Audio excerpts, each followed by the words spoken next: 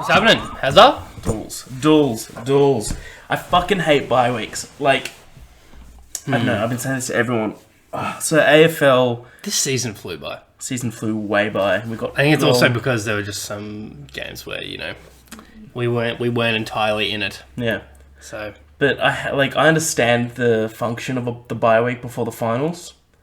Like, it's to make sure that all players are on level ground. And also the EJ Wooden game's on, and, So and there's a lot of talk shows to get you hyped up. I get that, but I just want finals. Yeah. Like, I'm all hyped. We're Thursday. Close. Who do you think's going to win? Like, who would your picks be? So it's Essendon and Eagles. Did we bring up the draw? Yeah, well, I think first game is Essendon and Eagles. Who do you think will win that? I think Eagles. I think Eagles comfortably because they're at home as well. Yeah, and that's an elimination final, isn't it? And Eagles play very well at Optus. I think because Essendon just, by the grit of their teeth, scraped into the 8. So I think they're hanging on by a thread, and I think the Eagles gonna snip it right off. Apparently, snip their final tapes right. Apparently, Jared Ruffhead signed with St Kilda. That's funny. What? Yeah, good work. I knew that retirement was a little... How old is he? It was like Luke Hodge, remember? Isn't he like early 30s? Yeah. Because, dude, he had a fucking hell of a game the other week. Hawks didn't make finals, did they? They didn't. But they had a hell of a... He scored like 6 or something in their last game. Yeah, he did. And then I was like, is he sure he's retiring? That's that's like a Barry Hall move, though, for one of their top players to just jump ship towards the end of his career. They signed him for 3 years. How old is he? He'll work with list management. Okay, that's fine. It's not. He's not playing. Okay. Right. That's a big difference. Yeah, that makes sense. It's like when Ben McGlynn was retired from the Swans, he went to Saints to work at the attacking forward line. Yeah. Makes sense. The game that I want to... The big game of the round for me is Lions versus Tigers. At the Gabba. Lions versus Tigers, yeah. At the Gabba. Because Tigers beat Lions last week, but on all stat count, Lions were the real winners. Mm-hmm. And this time, it's undeniable that Lions are a different team up at the Gabba. Yeah. Especially this year. Yeah, Holy shit, this year. They've got a weapon of a team. I want them to win. I reckon they will win. Yeah, I think so. I think there's something about... Yeah, there's something about the Lions this year. It's just so bizarre how they've... They just haven't turned it around. They've, completely done a role reversal with, I don't know, who's a team that's kind of Carlton? Yeah. No, Collingwood are doing well. Yeah, Carlton, maybe. No, but almost Saints? Not even Saints. Maybe Hawthorn, I guess, who haven't been performing, but, have typically... in the past 10 years or so have typically always been in the top 4, right? Yeah. And or even you could say mostly in the top 3. Whereas Brisbane, typically wooden spoon in the past 10 years. And now they're number 2, I think, under Geelong. Yeah. So it's crazy. I mean, I think to be a Lions fan, be exciting times. It's like Richmond, though. Remember, the year before? Yeah, exactly. And Dogs. And the year before they won the premiership, they were 16th. Yeah, they weren't higher. They weren't making the 8. No, not all all prior to that. Yeah, no, it's crazy. So yeah, I think it's just I don't know what it is. Whether some year they just get it's different coaching or it's new players. I mean, I don't know what it is exactly, but. They got a couple of amazing picks. They got Lachie Neale from Fremantle, and they got Charlie Cameron from Adelaide, and then they got Jared Lyons from Gold Coast, and they've all been having their best career season. Well, there you go. There you go. Yeah. Bit of time, bit of investment, pays off. Exciting times, Dools. Welcome to episode 29. Whoa! I know, more cops on duty. The big 3-0. How you feeling? Yeah, good. Good, Has. And yourself? Man, pretty good. Yeah, it's good to hear. Good. How's your week? What have you been up to? Oh, look, mate, and just I'm trying to get there. I'm hanging on. It's a struggle. Fair enough. Dools, let's say that it's an average Joe, an average Timo, just comes across this podcast out of the blue. What would you? They've come on our podcast. They've come across the podcast. Fucking hell, Jesus, that took a turn. We're not even 5 minutes in. I mean, hey, look, I don't judge, but that I might. How would you describe this podcast to anyone? Well, I don't know if we're gonna satisfy that kind of fetish has, but I'll tell you what we do. We talk films, games, AFL, as you can see. And look, just whatever piques our interest has. I mean, this is it's a bit of a free for all. This podcast, it's whatever we want it to be, and that's why I can count on my hand the number of people that tune in. But look, you can find us on Spotify, Podbean, iTunes, just any of your podcast services, and we're on Twitter and Instagram to a degree. To a very big degree. We say it every week. I know. We need to get back to that. We'll eventually nail down a content plan for those. There have been discussions, even for a website. I'm sure we'll. It's just a matter of time, man. Yeah. I mean, I honestly think maybe over, and this is far away, but we can maybe do it earlier than this. But over Christmas, maybe just because we both get time off during that time, we just I don't know, we dedicate a day to just creating write out a little content plan or something. So for sure. Could be worthwhile. And then we come into the new year and we're Then we're like, what, Dools? Then we're like, what? Who knows? Dools. Play by ear. We like to start each and every podcast with what we've been watching, what we've been playing this week. Do you want to start us off? Give me a go. Yeah, sure thing. Let me pull up my notes very quickly. Do it. I could start with what I quickly played and then I'll get into what I watched. So I told you this just earlier, but last night, so I went out for dinner and then came home and I was like... What'd you have for dinner? Went to Italian Street Kitchen. You been there? Italian Street Kitchen in Usual Bay? Yeah. Really good. Good shit, man. It's like if Italian food met your Aussie pub. It's like quick, hearty meals, very reasonably priced. Good portions. It's like you get your number, you got beers on tap, and then you get but it's like really good authentic Italian, but it's quick and it's well priced, and so it's good spot. It's I remember there used to be a different place.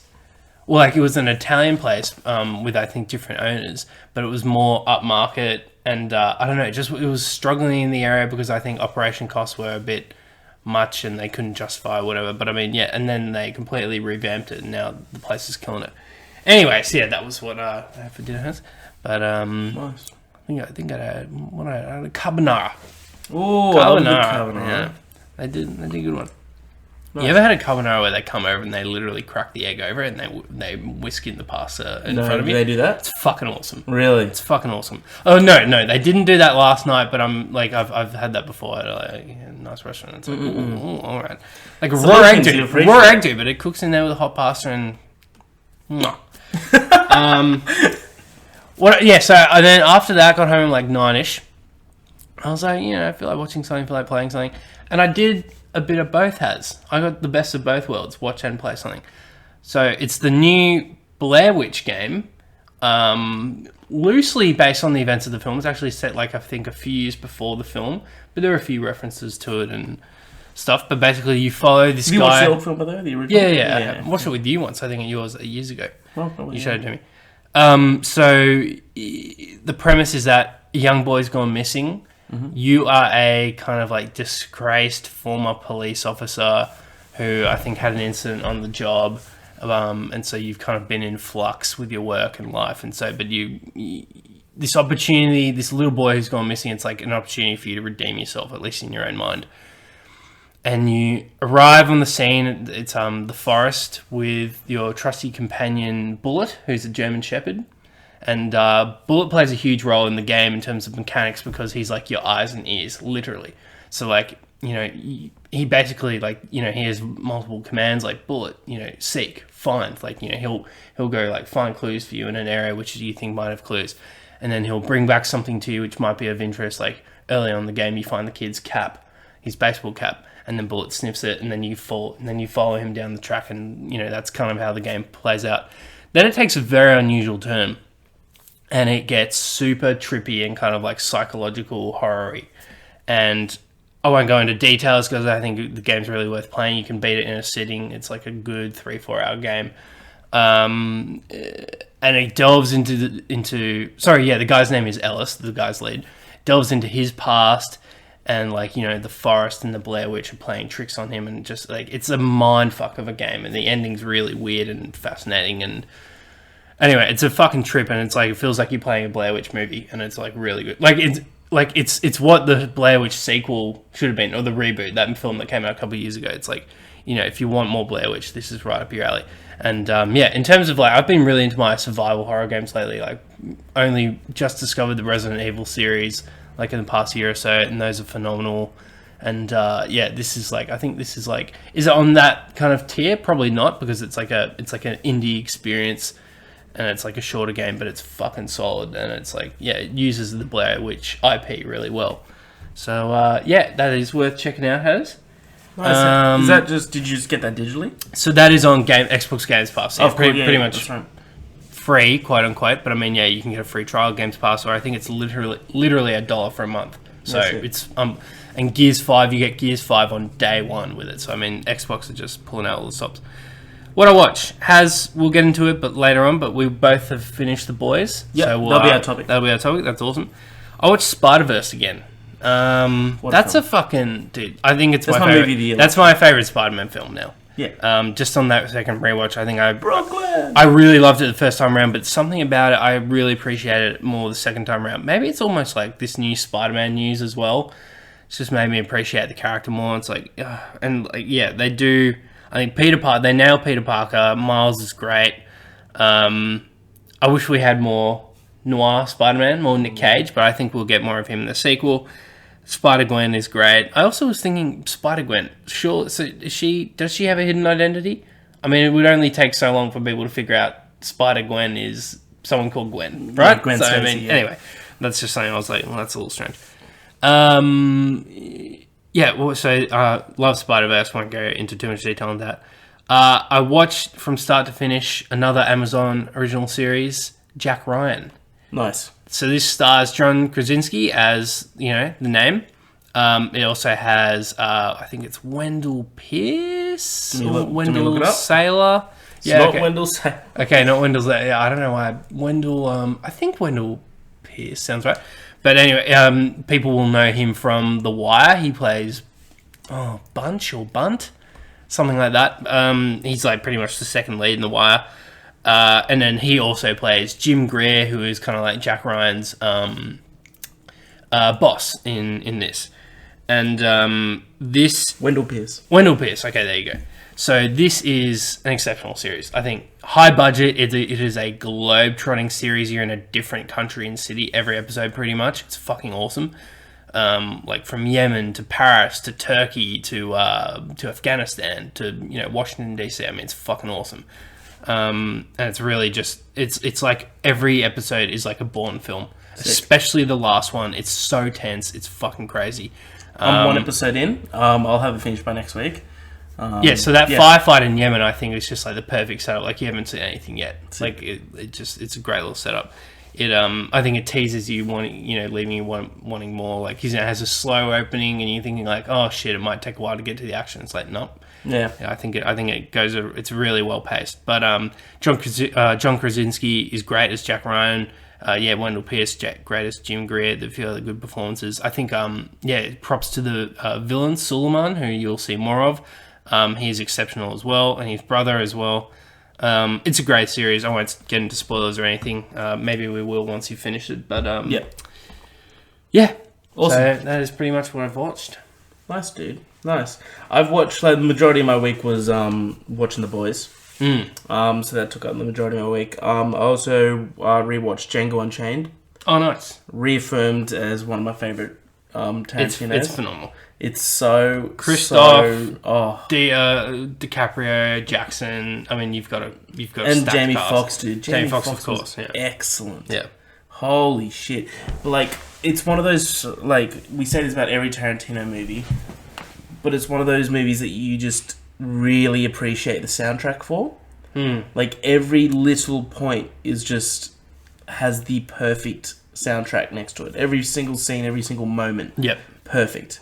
The costume design is exceptional, down to the little conversational script, which is what Tarantino is good for. He's the best conversational writer in history, in my opinion, Tarantino. Just like little comments of where they're taking out the three brothers at Big Daddy's ranch, and Christoph Waltz lines up the last one in of like the sniper scope that's running across the cotton field. Yeah. He's like, "Is that him?" He's like, "Yeah." He goes, "Positive? I don't know. You don't know? You don't know if it's him? I don't know what positive means. Positive means you're sure. I'm sure." So good. It's so good. But yeah, Christoph Waltz nailed it again. He got an Oscar for that, didn't he? He did. Yeah, very rightly so. You know, but yeah, we also, if you haven't seen Django Unchained, then what are you doing with your life? We also just went out and saw The Farewell. Yeah. A24 film starring Awkwafina. What kind of other film are they a studio? Are they a production company? Is that the same thing? The production company. Yeah, so I'm trying to think of what other, maybe Studio Canal, but even then, I don't know so much. Fox Searchlight, I think, is Transmission. Yeah, but I think there's something about A24. I see that logo now, and it's just it's almost like the HBO logo for TV. It's kind of like, yep, it's going to be good. Very rarely you're going to be disappointed with the end product. Do you want to take it away as to what this film was? So this film was based on... It started off with the words on the screen, based on an actual lie. So in Chinese culture, if you find out that an old relative is sick and about to die, you don't tell them. Yeah. In their culture, you'd rather them not find out that they're about to die and they go away and pass away in happiness around their family. This happens to... it started the film... Awkwafina is the main character. Also, she's in Crazy Rich Asians. She's hilarious in Crazy Rich Asians. You should definitely go see it. Okay. Have you seen that yet? Not yet. No. I strongly recommend it. It's very good. She's also been cast in an undisclosed role in Shang-Chi. Oh, really? Awesome. Yeah, she's great. I love her. She's cool. So she's got a really close relationship with her grandmother. It's very evident from the start. And you find out the grandmother has stage 4 lung cancer.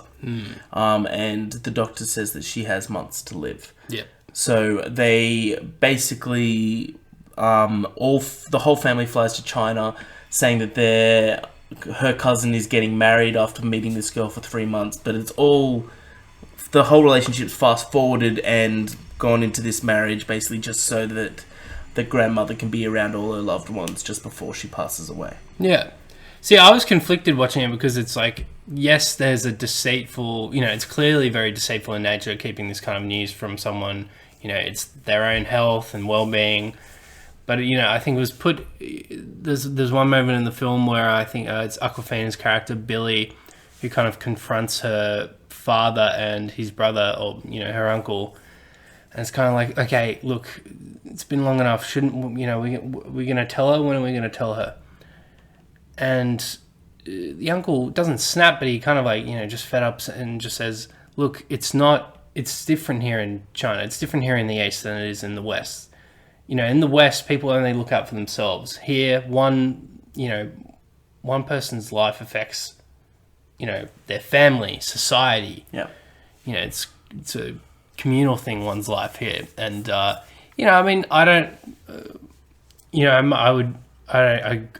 agree and disagree with that kind of statement, because it's like, yeah, well, of course, one person's life, some people take the view that suicide can be a selfish thing because, you're not thinking about the others around you that will impact, and that's its whole other discussion. But it's like, yeah, it's interesting how, I understand it from the perspective, it's like, well, you're letting them enjoy these final moments with the family free of guilt, grief and worry. And yeah, there is a point there, but at the same time, it's like, well, you should at some point let them in on it. And yeah, I don't know. It's, yeah, what do you think about that argument or that concept? Yeah, it's hard, man, because it's like, it's... Because there is merit to it, but yeah. But at the end of the day, that's culture then. And there's a scene in the... Yeah, it's a cultural difference, yeah. Of course, but there's a scene in the in the movie that you understand that the grandmother would probably want this as well because she did it to her husband. Yeah, The they husband, do. Yeah, they make that the husband point. Yeah. was diagnosed with, I can't remember what he was diagnosed. They just said cancer. Yeah, so, cancer. And said that she Probably long because he was a smoker from the yeah, sound that's as right. well. That's very true. Yeah. Said that she didn't tell him until he was just about to pass. So she completely understands. This wouldn't be anything that would blindside her. Yeah. This is definitely a thing that she would agree with as well, because you could see how traditional she is. Yeah, she was quite traditional, so yeah. But as a film, I fucking loved this film. It was exceptional. I really enjoyed it. I think, it's thought-provoking just based on that kind of like concept. It's very real. Great performances. Yeah, Yeah. it's kind of a very raw family drama. Yeah. And you watch these family dynamics play out, and kind of like you see how it affects every member of the family, and you know they're dealing with it, and it's just really well made, and you know great. Because I sometimes struggle with foreign films just in the sense that it's not always a fun thing to do to have to be constantly reading. Yeah. Whilst trying to watch a film, but I mean sometimes like Roma, for example, there's something about it, like the film wasn't compelling enough for me to take me out of that and to distract me from the fact that I had to be reading the whole time. But I think this and Parasite, which you still need to watch because that's another example. Yeah, it's on my list. Where the subtitles just didn't bother me because I was just too invested in the film, and I just thought it was a really good film to take notice. So like I was passively reading the subtitles or keeping up with everything, but it didn't detract from the film's experience at all. Whereas like Roma, I just recall being annoyed by that. So I think there are definitely exceptions to the rule, and I think it's a really good sign because it was just a really well made film. Yeah. So 100% Dools. 100%. thanks, Haz. Yeah. Dools, I've got a little game we could play. Oh, okay. Right? I was down for a game. Just before we get into the old news of the week, Dools, I thought that we could do this once a week. Different sort of topics, of course. And just do like all me quizzing you about how much you fucking know about movies, Dools. All right. I thought I've got a bunch of movie taglines. Okay. I can read out 5. I saw some posters before, so you might want to... Yeah, so I'll scroll down a bit more. I can do like 5 or 10, and we'll see how many you get, and we can like basically keep score for each week. Oh, okay. I don't know what we're going to call this segment. Let's call it Dools doesn't know shit about movies. No. I don't know. Real original Haz. Thank you. Dools, the real test. That's what I'm calling it. Alright, Dools. I'm just going to read out, like, for example, I'll say, in space, no one can hear you scream. What do you think that is? Yeah. Oh, I'm saying? Okay. Yeah. Like, I know, I'm just trying to figure out which one it is. I think it's Alien. Yeah, okay. like, I'm doing this as an example. Yeah, okay, right. So that's the tagline of the movie. Yeah. I'm just going to read out a tagline, and these are taglines, if you really think about it, it's the act, like, you can absolutely pinpoint the film. Yep. So, yeah. Okay. First one, I'll start off with an easy one. One man's struggle to take it easy. Big Lebowski? No. Oh, fuck. One man's struggle. So, one man... So, the movie would be about him. His name would be in the title, To Take It Easy. Oh, okay. I did see it. Ferris Bueller's Day Off? Yeah. So I don't know if that's easy. I could have sworn there was a different tagline for that. Anyway, okay. You'd be wrong, Dools. Okay. So... Maybe it should have been called Dools Doesn't Know Shit About Movies. Maybe. Okay. Check in, unpack, relax, take a shower. Oh, come on. So unpack it. What do you think? What do you reckon the setting would be? A hotel, you imagine. Okay. Check in, unpack, take a shower. Psycho? Boom. Okay. Nice. See? Nice. Yeah, okay. All right. You're on the board, mate. All right. Okay. Let me get one that you might get. This is funny. That's the real tagline. Yep. Okay. The longer you wait, I thought it shouldn't have been in the shower. No one will hear you scream. That's pretty good. That's not bad. The longer you wait, the harder it gets. Little clue here. Viagra commercial. Huh? Little clue here. Okay. You're on the right track. Oh! It's a innuendo. There we go. Sorry, once more. The longer you wait, the harder it gets. The longer you wait, the harder it gets.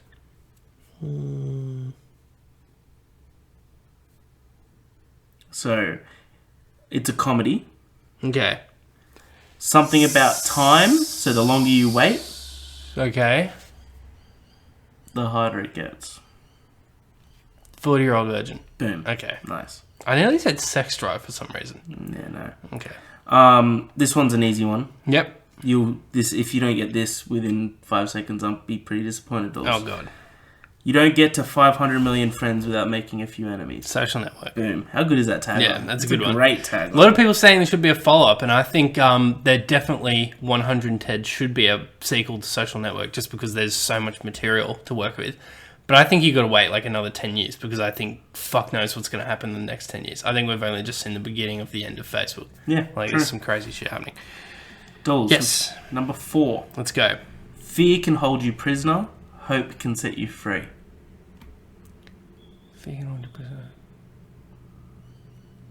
Really think about it. Yeah.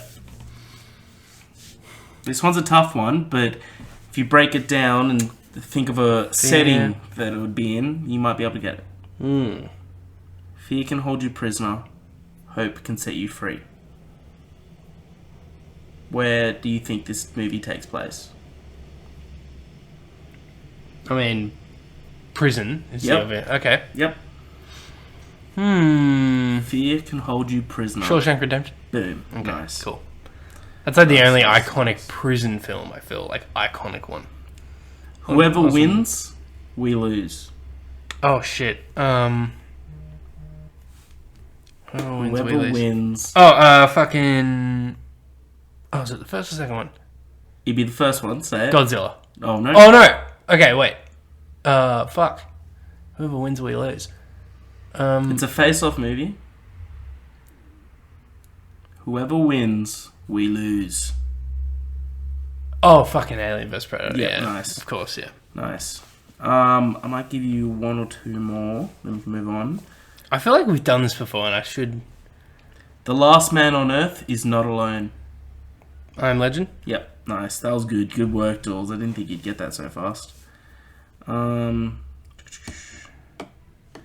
This is a good one. We can finish on this if you like. On every street in every city, there's a nobody who dreams of being a somebody. Again, on every street in every city, there's a nobody who dreams of being a somebody. A nobody who dreams of being a somebody. On every street, On every street. city, On every street. Okay. there's a Every city. nobody who dreams of being a somebody. Let me know if you want a clue. Every street in every city. There's a nobody who dreams of being a somebody. Oh. Clue? Yeah. Famous director, and he's coming out with a new movie in between here and the end of the year. One of the famous directors of all time. Oh, fuck. Okay. Think of big director movies. I think I know the director now. I'm just trying to... Raging Bull? No, good director, but good Not, guess. not the right director? No, good director. Okay. Yeah, good director, wrong movie. Right, sort of like... It's a character piece. Wolf of Wall Street? Nope. Fuck. Well, Raging Bull is a character piece, but... Oh, fucking Taxi Driver. Boom, nice. Damn it! Should have been better than that. Yeah, nice. Let me see if I got one good one, and if not... I don't know if that tagline really suits that film because it's all about being contrarian and like it's all about. Well, I mean, yeah, I don't know because that just sounds like you want to be everyone else when the film like he. Well, I guess he does want to be everyone else, but Here we go. Last one. On the air, unaware.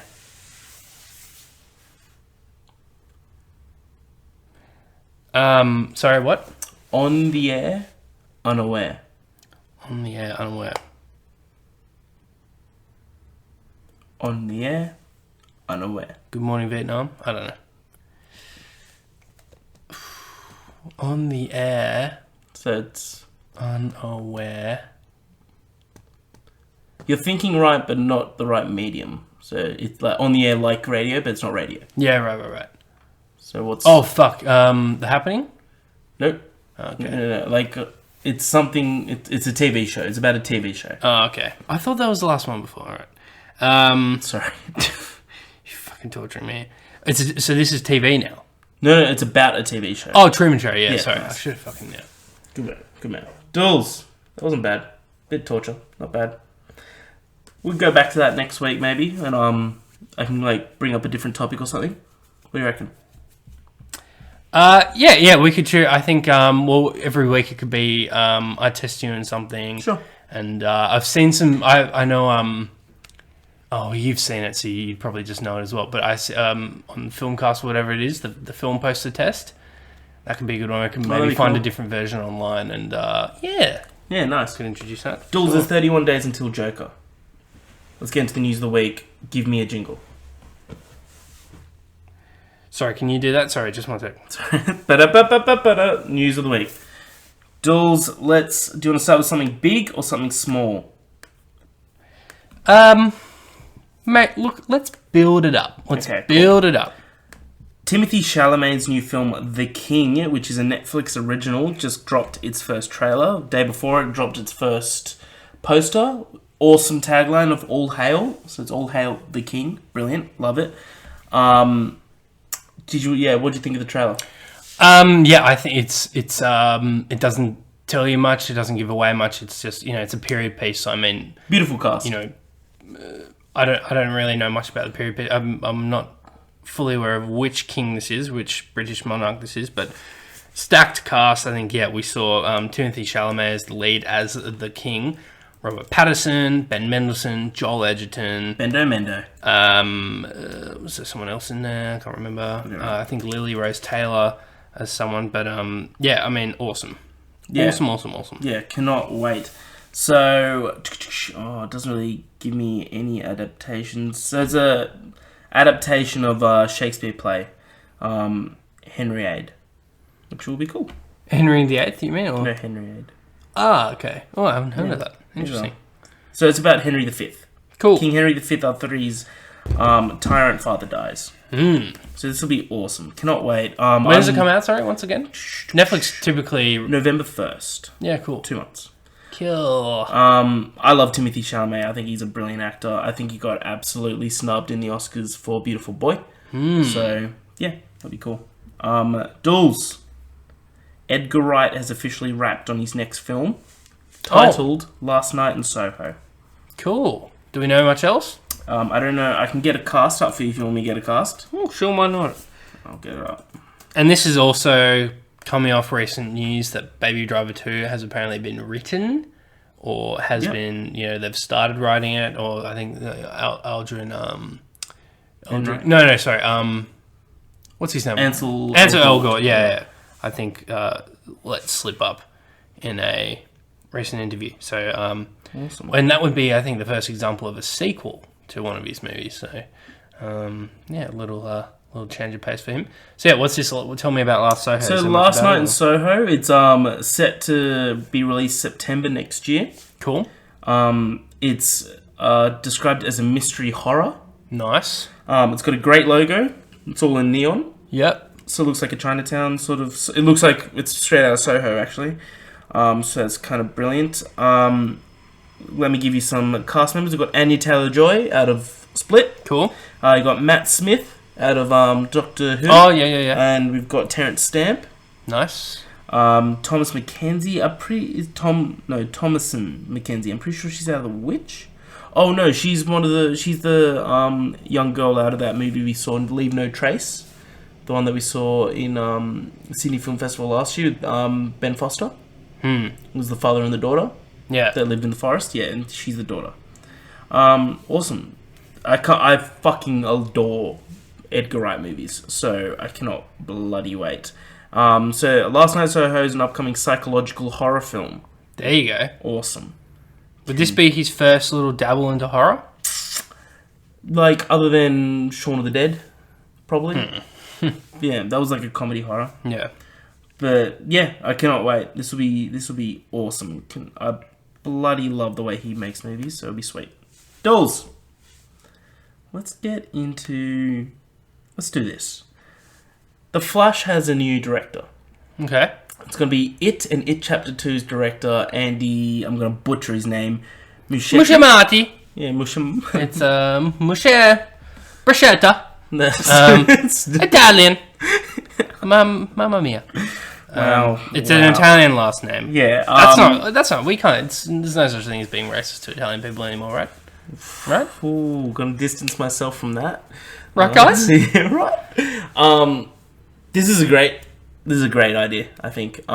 Bringing a well-liked director at the moment who's right now on his rise with, especially after It. It Chapter 2 is getting some good reviews, getting a little bit mixed, but everyone's saying it's good. It's just not as good as the first one when that's hard to bring it up to, like, almost an instant classic that was the first year. Yeah. But yeah, apparently everyone that's worked with him has said that he's got an amazing directorial style. Cool. So that'll be cool to bring that to the DCEU. Sorry, once more, which one's he making? The Flash. Oh, yeah, cool. Yeah. Mint. Okay, cool. That'll be cool. Yeah, I mean, I'm still a little skeptical about it, of course, just because it's like, it's still representative of the old DCEU, whereas like things like Shazam seem to be moving their cinematic universe forward. But yeah, I'm interested. I think the true test of whether DC can start producing really solid films again will be Robert Pattinson's The Batman. Yeah. Yeah. Or I should say Matt Reeves, because he's... Is that coming out next year? Oh, I don't think it's that soon. No, I think they start shooting next year. I think 2021 at the earliest we get that. So yeah. Then we should get Shazam 2 soon as well. Probably around. Probably get Aquaman 2 first, I imagine. Yeah, Aquaman 2 is set to come out next December. I think they really... Or was it December? If I were DC, I would still do whatever I could to keep Henry Cavill on, get one more Man of Steel too. I really think you could do something special. Yeah. Get fucking Brainiac or someone as the villain. I think you could fucking do a good movie. Yeah. And just give him one send-off, a final send-off. Yeah, That'd be a waste otherwise. I'm all for it. Dools, an interesting news piece came out this week. Yeah. That a bunch of directors have come together, including Martin Scorsese and Christopher Nolan, to support this setting on TVs that are going to come out called Filmmaker Mode. Did you read into this? Yeah, briefly. So I think the basis of this, or the reasoning behind all this, genius. Which is why this coalition of big directors, I think as you said, among them Scorsese, Nolan, Catherine Bigelow's in there, Rian Johnson. I think because I think there's this default on TVs, consumer TVs, as thus far has been to enable this thing called motion smoothing, which I think is like just to...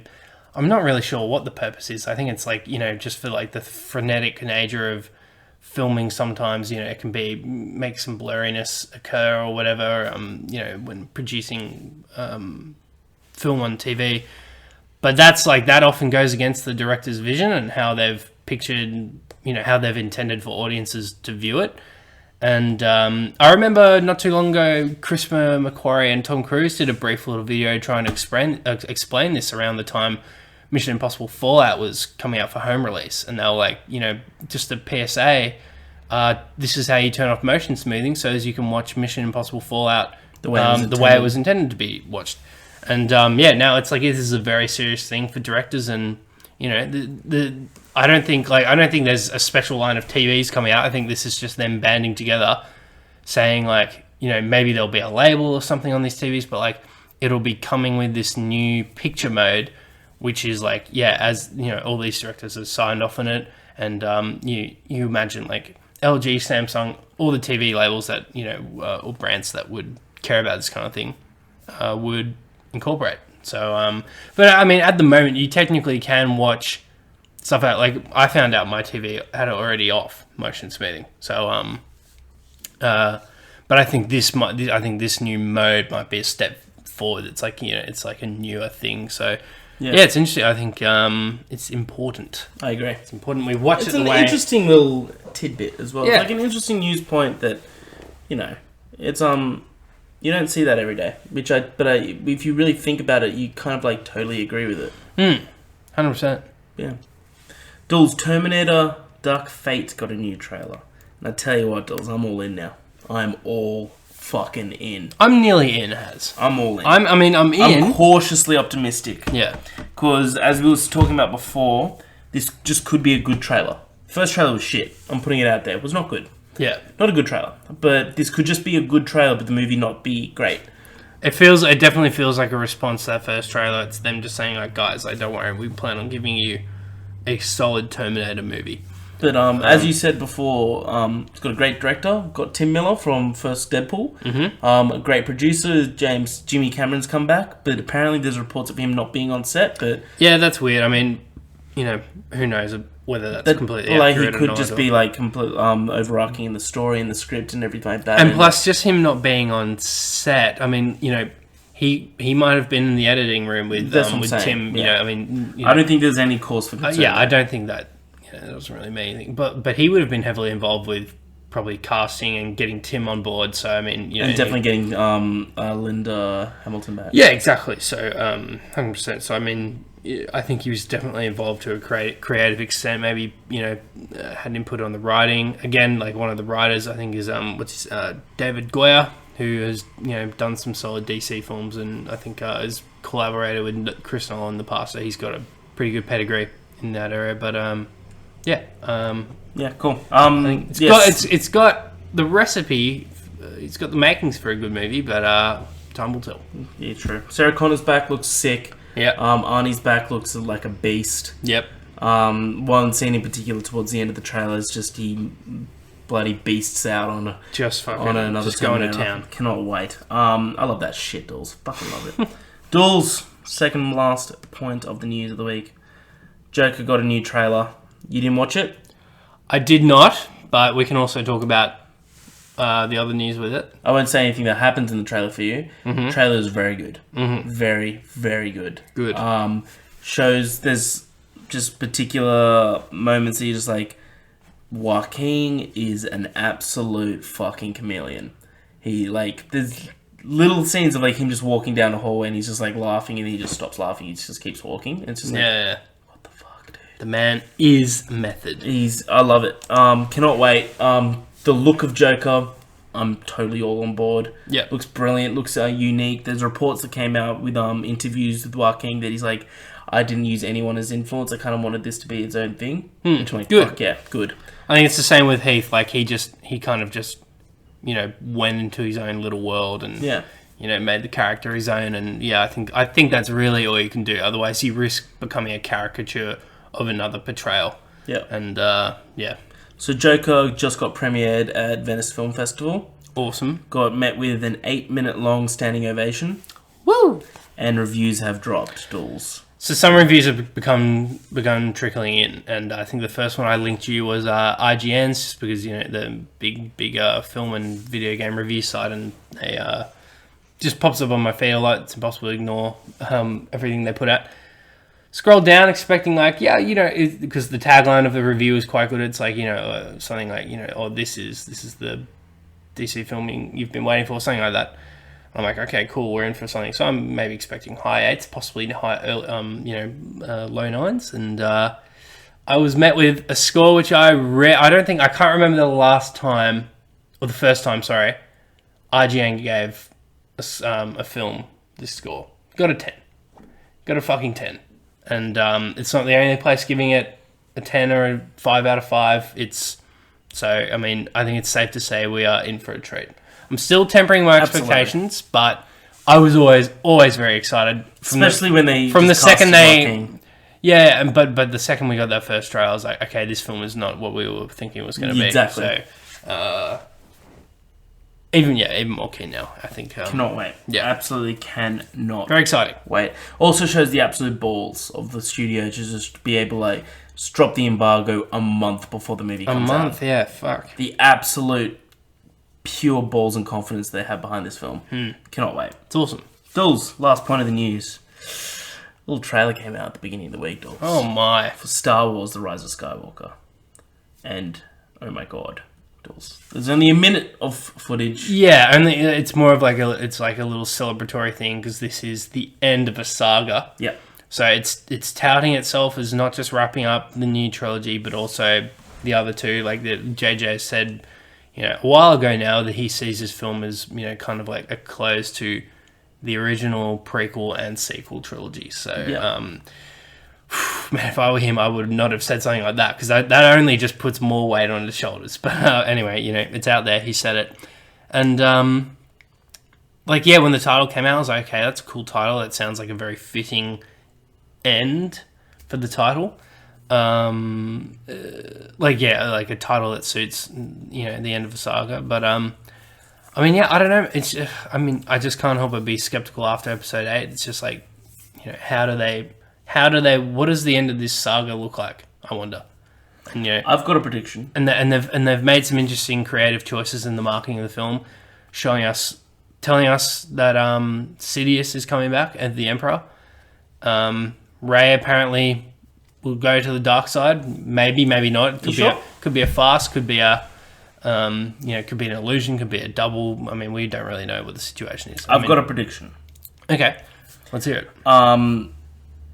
So I've got elements in the trailer that kind of support my prediction. Do you want me to show you? Yeah, sure. Okay, cool. Let me. I definitely don't think she actually goes to the dark side. Neither do I. I think there's no way they would show that if that was an actual plot point. 100% agree. I think that... there's something very robotic looking about her. I think it's like... It's either a force projection, it's Sidious possessing a clone of Rey, whatever. I think that might explain how Sidious lives on. He lives through clones. I think Snoke might have been the last clone. But... So, it's been said in both Force Awakens and... Last Jedi, that Jakku has a dark force around it. They said those lines. I believe that Rey is a clone.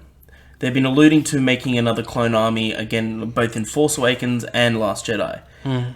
When in Last Jedi, when Rey goes down to the Spirit Cave under the Last Jedi tree, she asks to look at her past, her heritage. And what does she see? Yeah. Clones of herself. Right? I believe Sidious is... the architect of all of this. Absolutely. At the beginning of Force Awakens, they say that the Empire had fallen and that the last remaining fleets of the Empire had disappeared. They didn't say destroyed, they said disappeared.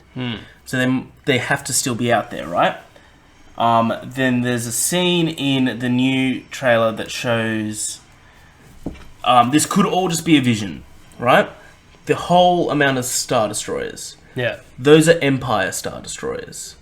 The first, not First Order. The First Order use Resurgent classes, which aren't... I know. Okay. I know, I'm a geek. You can tell just from this, or there's no way that you picked up on that immediately. You saw a trailer analysis. No. The First Order don't use Star Destroyers. They use Resurgent and Dreadnoughts. We've never seen anything that looks like that in the No, they use Dreadnoughts. Okay. No, the Dreadnought was that new class of ship that we saw for the first time in Episode 8. They definitely had Star Destroyers in 7. They did not have Star Destroyers in 7. Okay.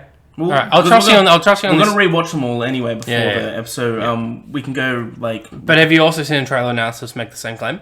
I haven't watched any trailer analysis. Okay, alright. Because I don't really want to pick out more stuff that I've already seen. They'll be like, oh, maybe something else is... I don't want to pick out something. I hope Star Wars doesn't make a habit of flashbacks, because it didn't...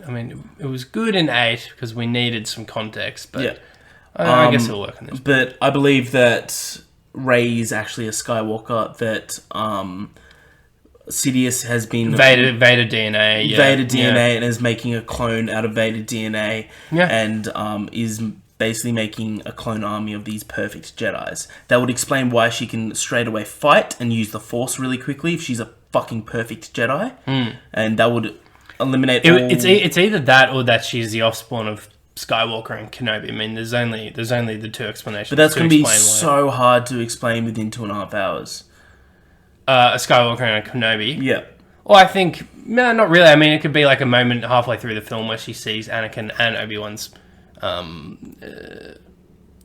Force Ghost, and kind of Obi-Wan's like, look, and maybe he looks at Anakin and it's just like, I never told you I had a wife. Something like that. But anyway, I think the clone theory is solid. And I think that she's going to face off with her clone. Yeah. Well, Or it could be a Vision. Who knows? But I also think... I don't think that's her. I think it's bullshit if she goes dark side. Oh, yeah, no. I don't there's support absolutely that. no way. And if she genuinely does, even if it's for a moment, but even if it's a genuine switching of sides, you know, for whatever reason, in whatever moment, and however fleeting it may be, if that is true, there's no way they would show us. Exactly. So that's why we already know it's a red herring, because it's just like, well, you're not going to fucking tell us that in the trailer. I know. So, I mean, they just shouldn't have shown us to begin with. Yeah. It would have been so much... Now everyone's going to be like, oh, when's she going to do? You know, we're still going to be hanging on for that moment and waiting for it. Or they've taken Marvel's route and it's just not in the movie at all. Yeah, maybe. So, can always entertain that idea. How good's that fucking That'd be cool double-sided if they'll lightsaber, pull though, Dools? Yeah. That double-sided lightsaber looks real good. I've seen some funny gifs where, like, you know, it unhitches and It's a Swiss Army knife? it's a Swiss Army lightsaber. It's like, that's hilarious. That's so Got the good. fucking little blade, the scissors, the The corkscrew. toothpick, yeah. That's so good.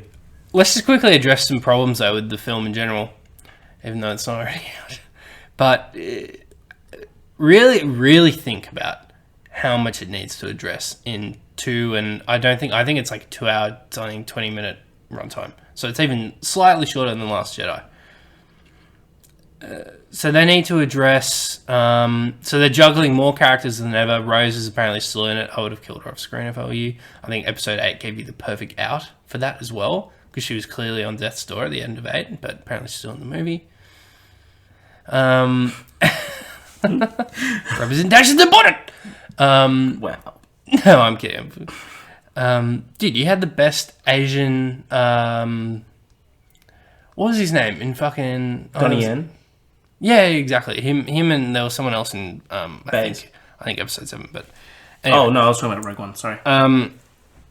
So I think so you've got just a bunch of different characters you have to juggle. I think we're gonna finally see, and this should have been from the get go. Like Rey, Finn, and Poe should have been the new Han Solo, the new Han, Leia, and Luke, and they never really were. It looks like we're finally gonna get them playing that role in this one, and Chewie and C-3PO and R2-D2 in there with them. I think that should have been like that from the start. They should have been going on adventures. Like Canto Bight could have been much more bearable if it was like all three of them going on an adventure. And anyway, we won't get into that. But we've got Rey's lineage. We've got Sidious. We've got Kylo. How him and Rey's relationship. What's to happen there?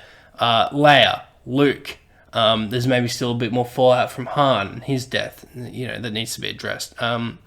There's just a lot this film has to juggle. They're saying they're going to tie up little loose threads or like kind of like tie the sequel, prequel, and original trilogy all together, bind them all together in some fashion. I mean, it's just, this film there's just absolutely no way it can please everyone. There's just no way it will be able to. Even if it's... Yeah, I mean, I don't know. I mean, aren't you worried about that? Yeah, of course I am. I mean, this is... I just think, like, there's just bound... We're just possibly going to be asking more... I'm worried we're going to be leaving with more questions than we had answered. But there's a possibility that this movie blows us all the fuck away. There is a possibility, but I'm also very worried by the fact that they feel the need to show us Rey turning to the dark side and Sidious. Two things that would have shaken us in our fucking seats if we'd seen that without any, without any context or, warning. And those would have been huge reveals. I'm sure there's still going to be some huge surprises. And again, there could be... Sidious definitely isn't a red herring. I mean, he's on the fucking poster. He's, like, playing a significant role. But the Sith thing... Yeah, that could still turn out to be something completely different. But I think even if that's not genuinely her, as you said, the clone theory, possession, whether it's Sidious possessing her, I mean, it's just... It's not gonna hit us like it could have. So, I'm just worried if that... Is that them... being like, oh shit, I mean, we need to get people in seats. We need to fucking show them stuff they're not expecting, and hopefully that's not all the tricks they have up their sleeve. Yeah. So yeah. Yeah. Interesting. Well, time will tell, Dools. Time will tell. Has I mean, it's fucking Star Wars. I'm still so fucking amped. Yeah, I mean, yeah, shit. It's gonna be epic. We're gonna love it. Yeah, I can't wait. Dools, let's get into the topic of the week. Give me a jingle. Let's do it. It's topic of the week. Nice. Dools, we both watched The Boys on Amazon. Mm. What'd Such you a think? random name. It's so good that like when the show starts going along, you're like, that's why it's called The Boys. Yeah. It's just like, yo, what about The Boys? It's so good. I loved it. What do you think of the show as a whole? I think it's really good. I think in an environment where we've just got, I don't have superhero movie fatigue, but I can see how some might. I think Marvel do a really good job at, making each film unique and interesting and different, and setting one apart from the other.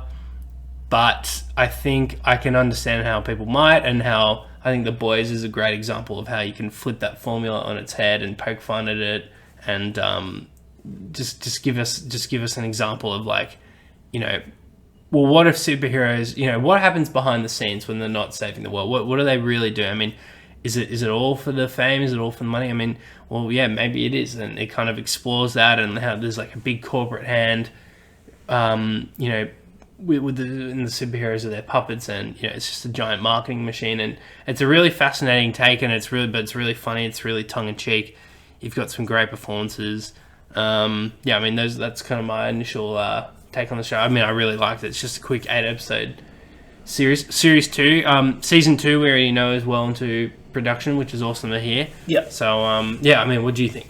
I really liked it. I thought, as you said, performances all around. Shout out to Homelander and Bill Butcher. Yeah, who I think steal it. So Carl Urban and the dude plays Homelander. I'll bring it up. I can't. I don't know what else he's been in. I think this might be a new role for this, or like a big role for this guy. But because I can't recognize him at all. Anthony Starr plays the Homelander. Okay, there you go. He's out of Banshee, the show that's went on for 3 years. He's out of the 2004 film Without a Paddle. Okay. American Gothic. So this is probably the biggest that he's a New Zealand actor. Oh, there you go. There you go. So he must be big in New Zealand, but there you go. That's cool. Boom. That's awesome. Maybe he's on the... Yeah, I love the realistic take of the superhero. Like, if superheroes are real, this is probably what it would be. That they are superheroes, they save lives, but they have a marketing team behind it. They've like got an image to hold up, like how they have movie deals and stuff like that. They're actual whole. They're like how we see movie stars nowadays, but they're all just a bunch of dicks. Yeah, which I'm all fucking for. Do we spoil this? I mean, it's a TV show, so I don't know. I'm okay with spoiling it. Like if we do like a minute or two of unspoiled, then we can just go into spoilers of specific moments. I think that all characters have specific moments in the season that really flesh them out.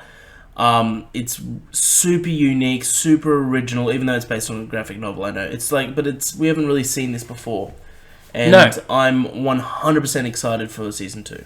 Yeah, same. I think season 1 only scratches the surface of the potential of this series. I mean, there's not much else I have to say other than, if you like your superhero stuff, even if you maybe don't, I think there's something here for you, because I think it pokes fun at that stuff, and it kind of takes in a very real way, like, the problems with the ideas of superheroes, and like, you think a world with superheroes would be a good idea? Well, fucking really think about it for a second. Exactly. Really fucking think about it. And that's what this show does. And I mean, it's just a great, and it has a ton of fun with it. And I mean, it's fucking raunchy, it's violent, it's so I mean, it's a lot of fun. And I think dude, it makes me wonder how many of these, like, because Walking Dead's based on a graphic novel. I mean, there's so much potential out there for these kind of shows. So should we get into spoiler territory? Get into spoilers. Yeah. So all right. So Homelander's kid, that's going to be fucking huge, bro, in season 2. I mean, that was the big plot twist. I thought the kid was going to be alive. I called that. Definitely didn't call the fucking wife still being alive and living there with the kid. How messed up was that scene that they've obviously made up of, or maybe they didn't, maybe she just lived, of her giving birth to the kid? Oh, no, she definitely lived, but I think they maybe lied about the fact. I think I know she lived. Well, no, but also, like, I think I think he'd been his life post that traumatic event for him. I think he realized in that moment it was a lie, because I don't think. I mean, would this woman would she disappear after being raped by this guy? I mean, would she keep the kid? I mean, would they let her keep the kid? I mean, I don't know. That maybe tells me that it was consensual, or like maybe they were having a legitimate affair. Maybe she, really like. I mean, and that would just throw everything on top of its head. Because I mean, he would have this unfounded anger. It's like, well, no, you never should have been angry at Homelander to begin with, but in fact, her, and she blindsided you, and I mean. That would completely fuck his character up because his motivations and like what motivation does he have besides just pure anger now? Which I mean, but he might still he just seems like a very unstable person, Billy Butcher. So that was awesome. How okay, so I know we're jumping straight to the end, but Homelander, when he just fucking burnt that bitch's eyes out of her skull. I was like, oh yes, like this like he's just fucking insane as well, Homelander. Like that, like him and Billy. It's like Billy's probably thinking like, I've fucking met my match, like because he's like, and I thought I was fucking crazy. And then just Billy just being like, fuck it, and then just blowing the room, the fucking baby in there. But yeah, I mean that's gonna be fucking just to see how that'll play out in the next season. I mean, I can imagine. This is what I would picture. I think Billy maybe goes back to the crew. He makes up a lie. He says that this kid is probably poses the biggest threat to the world. Like he's Homelander on steroids. Like he's just like an even stronger version of Homelander or something. And I don't know. Maybe he convinces them like, yeah, we got to kill this kid. And Homelander and the crew. Like it'll just be full on warfare with the boys and the Seven. I mean, yeah, like it could get fucking crazy. So it's just hard to tell where the series will go, but yeah, what do you think? It's hard to tell. I love the evolution of what's the main character's name? It's just blanked. Shit, fucking I've got it right here. Don't worry. Huey. I loved his evolution. Yeah. It was believable. Yeah, very much so. Even if in the second episode, by halfway through the second episode, he technically blows up a suit. Yeah. It was still believable. It was like, he's in this fight or flight moment and, yeah. But, yeah, I loved his character just from everything he went through. And then he's just finally got a little bit of hope with Starlight. Finally something in his life is just finally going right. So hopefully that continues on in the second season. I'm pretty sure it will. But yeah, I adored this season. I thought it was great. It's up there with one of the series of the year for me. It's hard to say what the series of the year is at the moment. It's up there with like Stranger Things season 3, True Detective season 3. Yep. Mindhunter season 2. Mindhunter's probably in the lead for me currently. Yeah, I probably would agree. I think the only thing that could probably top it, I think, just out of other series that are still to come, Watchmen could be a sleeper hit. You never know. What's that? Is that coming out on Foxtel for us? Yeah. Damn. Yeah, HBO, so. Alright. The old Army Hearty shit for you, mate. Yeah,